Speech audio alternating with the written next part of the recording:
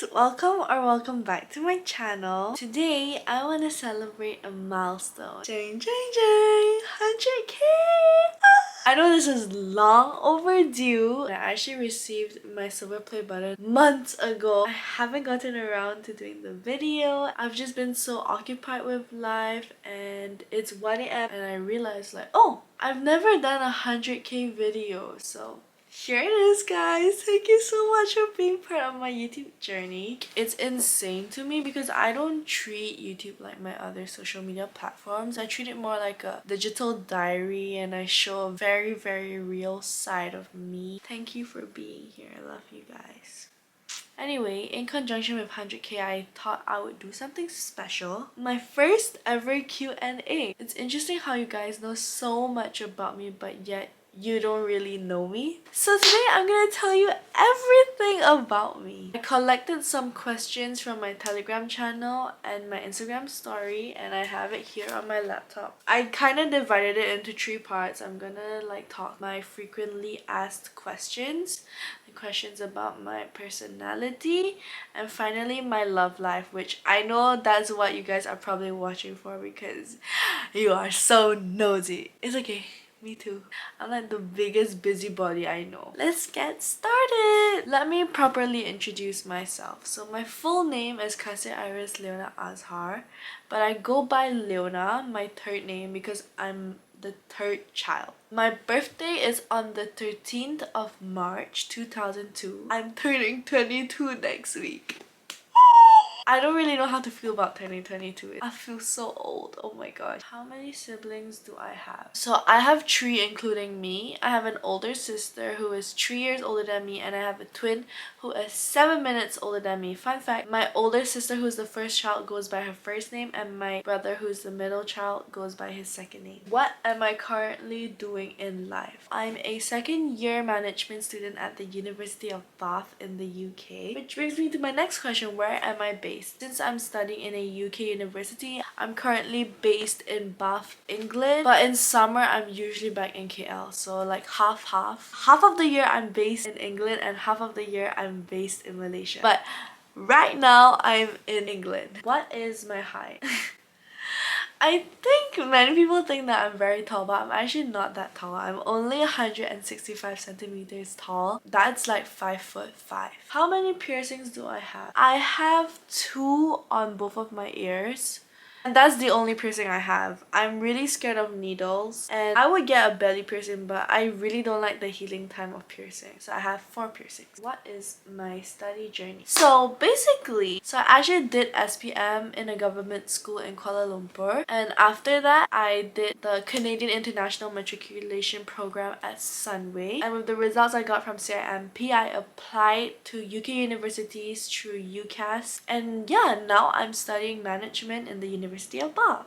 Where do I see myself in 10 years? I feel like my answer will shock you guys.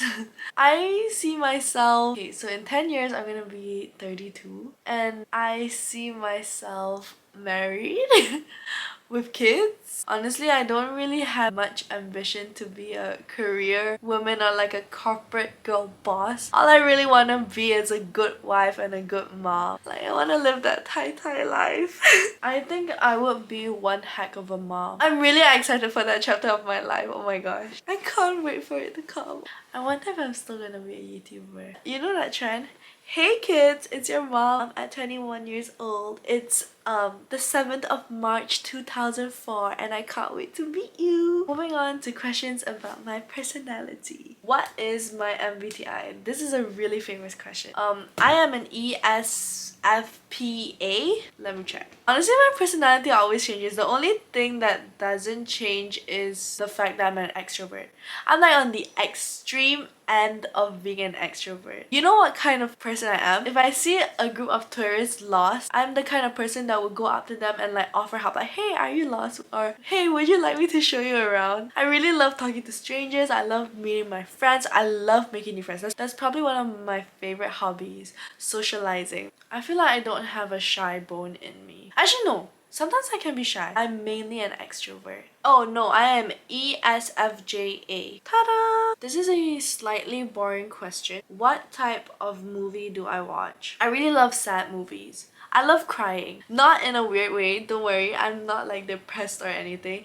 I just feel like when I watch sad movies, I'm able to like let out all my emotions. I also really love like rom-coms, so anything lighthearted. I can't watch horror or thriller movies. Literally like anything with a surprise element, I'll probably scream really loud. Last month or in December, I went to go watch... What did I watch? I didn't watch Hunger Games or Aquaman. Like, it's not even scary and I screamed. There was 3 noise complaints. Like, I'm so sorry to anyone who's in the theater when I'm watching a horror movie. So I tend to not watch it. Back then, when I was in primary or high school, the cool thing to do was to go watch movies with your friends. My friends love horror movies. I obviously don't, but I have a serious case of FOMO. So I would go to these outings and I would literally like close my ears with my thumb and then I do this. I'll watch like this a bit and then when I'm scared, or I would just fall asleep. Even though I hate horror movies, I would rather just go and be there so that I won't be missing out on anything. What language would I learn if I had the chance to? I think it would be Mandarin. I've had many chances to learn it, but if I had like a chance to magically be fluent in a language, it would definitely be Mandarin. I somewhat understand it, but I'm definitely not proficient and it's so hard to learn how to like write it. So if you guys have any tips on how I can be fluent in Mandarin, please let me know. Am I happy? Yes! I am. Short answer, yes. Long answer, most of the times, yes. How am I always so positive about everything? Well, I believe that life is what you make it to be. I put a lot of effort into maintaining my peace and being happy. When I was in Austria, I wrote this thing called What Comforts Me These Days. Just be whoever you want to be. Do whatever you want to do. This is your life to live. And your limit is within you. It's boundless. So for as long as you believe in yourself, you can do it. It's okay if no one is on your side. At the end of the day, it will be you and you alone. Put things into perspective and ask yourself what really makes you happy. It's okay if you're not happy with yourself now. It's a journey you'll have to continuously work on. In the pursuit of happiness, you realize it's not just a feeling, it's a process. You'll understand yourself better and be kinder to yourself. Hard times will always come and go. When you feel overwhelmed and feel like it's never ending, just take a deep breath and continue. Everything will eventually come to an end. It's just a matter of when. So don't give up, it's not the end. And look back to the past. You've always got through your obstacles. This one won't be any different. So what I basically mean is that how I stay positive is that I do a lot of self-reflection and I reassure myself that everything is fine. That doesn't mean I don't go through hard times and I don't feel sad. I do feel sad. I try to really digest how I feel and I try to really understand why I feel the way I feel. Like if I'm sad, I'll dig into it. Like what triggered me to be sad. And over time, when you do a lot of self-reflection, you kind of know your triggers and know how you react to those triggers. So for me, like I would just avoid situations that could potentially make me upset. And I choose to surround myself with happiness and positivity. Because I think what you surround yourself with is what you become. So if you want to be positive, try surround yourself with positivity. How do I get out of my comfort zone? Maybe I'm just delusional. I think with discomfort comes new opportunities because whenever I feel bored, it's probably because I only stay within my comfort zone. So I seek that thrill of a new experience, making new friends, trying new things. And whenever you're in a new situation, it might feel slightly uncomfortable because it's not what you're used to. But with that discomfort, you'll get to experience a new side of life. So that's why I always tell myself whenever I feel scared to do something, I'm like, you're gonna experience something that you might like, you're gonna make new friends that you might grow to love. So just push through that discomfort. And that's how I get out of my comfort zone. How do I manage stress? I'm not the kind of person to bottle anything up. So when I feel stressed, I always distract myself and try to take my mind off that thing. Like recently I really enjoy baking and cooking. So when it comes to exam stress, when I'm really stressed with my exams, I'll probably start baking. If it's like stress about life, I probably talk to my friends, talk to my family. I just like let everything out. And then I feel like once I let everything out, I realize like oh, it's actually not that big of a deal, or that it's not actually that big of a problem, and I can overcome it and I'll be fine. What are my study habits? I am the kind of person to study in complete silence and in complete isolation. I cannot have any distractions. Like, I wear my noise cancelling headphones with no music. I just don't want to hear anything. I just want to hear myself think. I am not good at long term studying for a long period of time.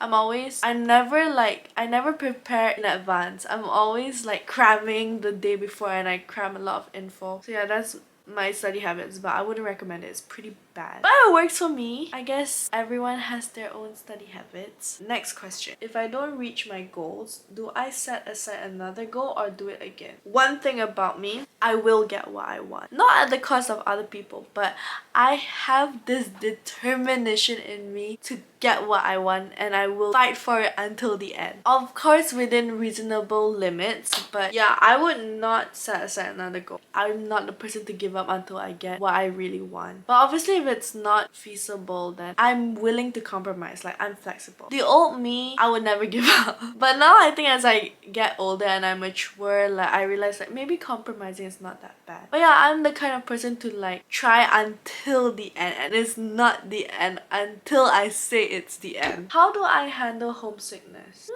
Honestly, I'm not really homesick. I'm the kind of person to like live in the moment, enjoy life as it is.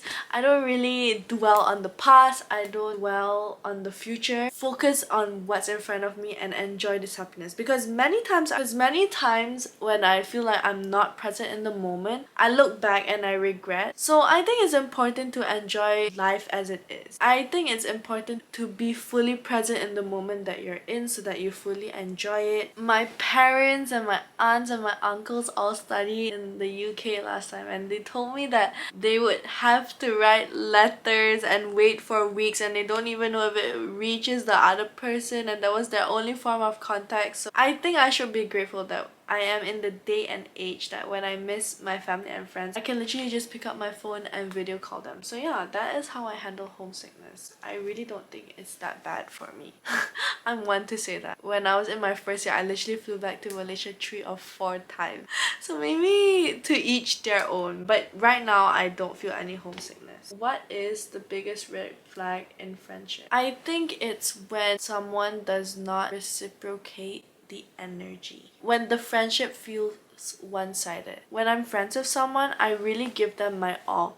And I obviously don't have expectations for them to give me their all too. But sometimes you can really feel the disparity. And in the past, I've been hurt by many friendships where I gave so much more and they literally did not even give me 10% of their effort back. Yeah, it's not about being like calculative or what. At the end of the day, if they don't make me feel happy, I don't see why I should keep them in my life. Yeah, the biggest red flag is one-sided heavy friendship. I'm not a fan of that. I'm like, if you're not gonna give me your energy, you're not worth my energy. What are 5 words you think other people would use to describe you?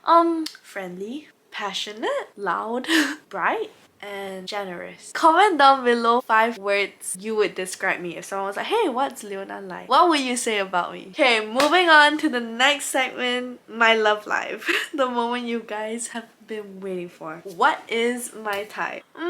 First of all, I'm only into Asian. Honestly, I'm open to dating other people, but I've only ever spoken to Asians. Maybe in the future I would talk to a Caucasian guy. I have no idea. Looks don't matter to me. I am very much into older men who have their shit together. Honestly, I would even date within the decade. So I would date up to like 30 something. No, it's not in a weird way, but only because I feel like they would be more mature, and I do understand that they will be in another phase of life, but I like having someone that I can learn something from. I like someone with like substance in their personality. Older, someone I... Oh! One important factor is I like guys who are leaders. You know, in a friendship group, there's always like a leader and a follower. I can't date a follower. I need like a very alpha male who is very like decisive and dominant, maybe to some extent bossy. I like that. How many exes do I have? I don't know if this is a surprise to you, but I've only had one ex.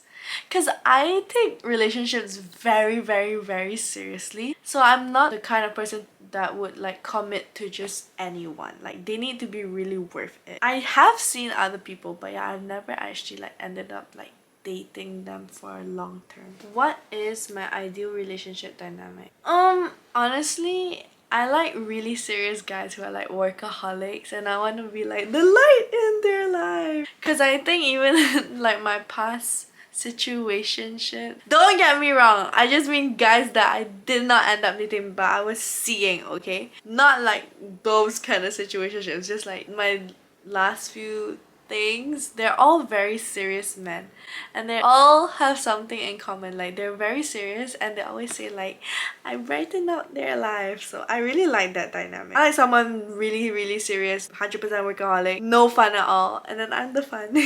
What are my icks? I don't think I have many. I'm not the kind to judge anyone's looks, because if you ask my friends, all my past guys, they don't look anything alike. The only thing they have in common is their personality. One of my icks is like someone who is too cocky and someone who talks to me like a bro. If they talk to me like a bro, I just can't date them. I need someone to talk to me nicely, very kind, and 100% gentleman. What is the first thing you notice on a first date?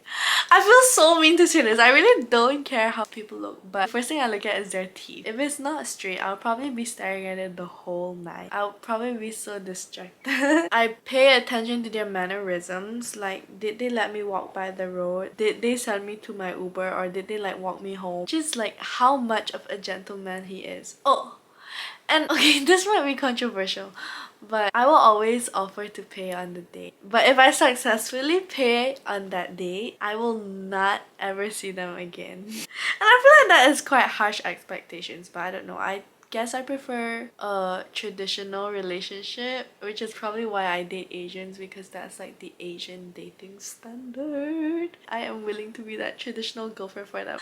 I will cook, I will clean, and I will be the best girlfriend for you. I will be your pretty trophy. With a brain, of course. What is my riz? I don't know if I'm understanding this right, but I am a go-getter. I always hit on the guy first. And I'm very direct. I have no shame. I'll be like, hey, I think you're cute. Can we go on a date? I will make the first move if I like the guy. Cause I don't like to like crush on someone for a long time and then be like, does he like me? Does he not? And then what if I chase a guy for 2 months and then turns out he has no interest in me? I would rather find out at the start that he has zero interest in me. Obviously, because I'm so straightforward, some guys might be taken by surprise, but honestly, like, I don't take any offense if they like say no or if I'm not their type. I'll be like, oh, okay, and I'll just move on. But yeah, you never know unless you shoot your shot. That's the mindset I have. Go and make the first move, girls. I heard that boys like that more. Next question. How did I move on? At first it was really hard.